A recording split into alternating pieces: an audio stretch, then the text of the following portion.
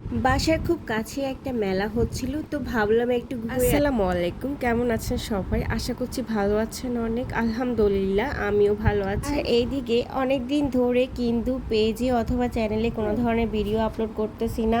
তো গত সপ্তাহে আমার ননাসরা আসছিল ফেনী থেকে, এবং ওদেরকে নিয়ে কিন্তু সময়টা কেটে গিয়েছিল। পেজে অথবা চ্যানেলে সময় দেওয়ার মতো আর সময়টা পাইনি। আর এই যে মেলাটা দেখতে পাচ্ছেন, এটা কিন্তু চট্টগ্রামে প্রথমবারের মতোই হচ্ছে, এবং এই মেলা সম্পর্কে কিন্তু অনেকেই জানে না। তো মেলাটার নাম ছিল প্রথম বিক্রয় ও প্রদর্শনী মেলা। যেদিন মেলাটা স্টার্ট হয়েছে আমি কিন্তু এর পরের দিনে গিয়েছি। তো মেলাটার সব থেকে ভালো লেগেছে একটা জিনিস, তা হচ্ছে এখানে কিন্তু জিনিসপত্রের দাম তুলনামূলক অনেকটাই কম ছিল।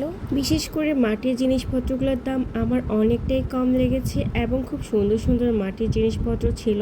আর ফুলদানিগুলো মার্কেট থেকে অনেকটাই কম ছিল। মেলায় গেলে আমার যে 2-3টা দোকানের চোখ আটকা পড়ে, সেগুলো হচ্ছে ঘর সাজানোর যাবতীয় জিনিসপত্র, যেগুলো দেখলে আমার ইচ্ছে করে সবগুলা তুলে নিয়ে আসি। তো আফসোস হচ্ছে, যেহেতু ভাড়া বাসায় থাকি, চাইলেও ইচ্ছে মতো কিন্তু ঘরটা সাজাতে পারি না। আর এই যে মাটির জিনিসপত্র, এগুলো তো আমি একটা একটা করে দেখতেছিলাম। তো আমি দোকানদারকে বলতেছি যে আমি পুরো মেলাটা ঘুরে তারপর আমি এই জিনিসগুলো নিব, কিন্তু আর নেওয়া হয়নি। আর কেন নেওয়া হয়নি তা জানতে হলে আমার পুরো ভিডিওটা কিন্তু আপনাকে কন্টিনিউ করতে হবে। কি ইউসটা পাখি ও ছোট ছোট মাটির এই খেলনাগুলো দেখতেছিল, আর এই মাটির খেলনাগুলো তো আমার এত ভালো লাগে।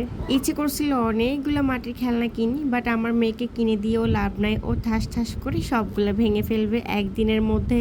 ঘর সাজানো জিনিসপত্রের দোকানের পরে ছিল একটা জুতার দোকান।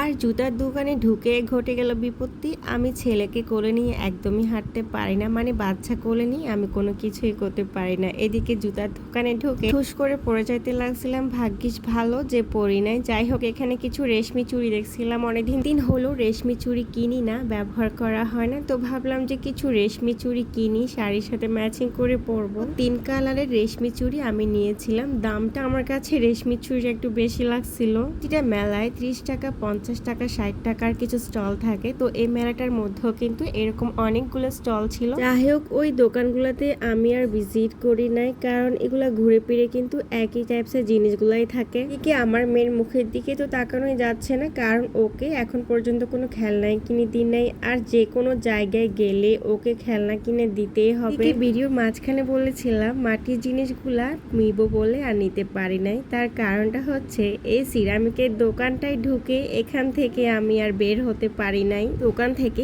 আমি অনেকগুলা জিনিস কিনে ফেলেছিলাম, এজন্য আর পুরো মেলাটা ঘুরে দেখা হয়নি। এখন বাসায় চলে আসছি, আর কি কি জিনিসপত্র কিনলাম সেটাই আপনাদের সাথে শেয়ার করব। অনেকদিন ভাবছিলাম যে আমি কিছু নতুন প্লেট নিব, ভাত খাওয়ার প্লেট। তো আমি এখানে 6টা প্লেট নিয়েছি। প্লেটগুলোর কালার আমার জামাই পছন্দ করছে। প্লেটগুলো কিন্তু খুবই সুন্দর ছিল, বাসায় আনার পরে আরো বেশ ভালো লাগছিল।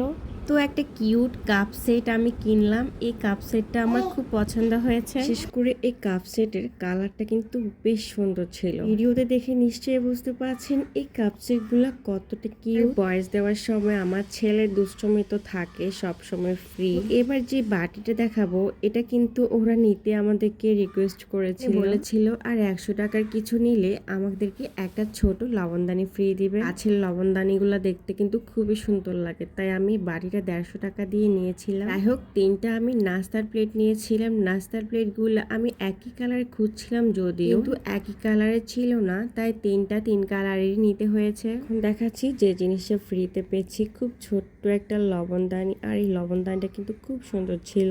আরো কিছু টুকটাক জিনিস আমি কিনেছি, ওগুলা আসলে দেখাতে ভুলে গিয়েছি, মানে ভিডিও নিতে ভুলে গিয়েছি। আর এখন দেখাচ্ছি, আমার স্প্যাচুলাটা নষ্ট হয়ে গিয়েছিল এবং এটা খুব দরকার ছিল, তাই একটা স্প্যাচুলা নিয়ে নিয়েছি বড় সাইজের। আর নিয়েছিলাম একটা জালি। কিছু কিছু সবজি আছে যেগুলো সবজি কাটার ছাড়া একদমই কাটা যায় না, তো সবজি কাটারটাও নষ্ট হয়ে গিয়েছিল, এই জন্য নতুন আরেকটা সবজি কাটার নিতে হয়েছিল। এই ছিল আমার টুকটাক শপিং মেলা থেকে। কেমন লেগেছে আমার আজকের ভিডিওটি আশা করছি আপনারা কমেন্টস করে জানাবেন। সবাই ভালো থাকবেন, সুস্থ থাকবেন। আজকের মতো বিদায়, আল্লাহ হাফেজ।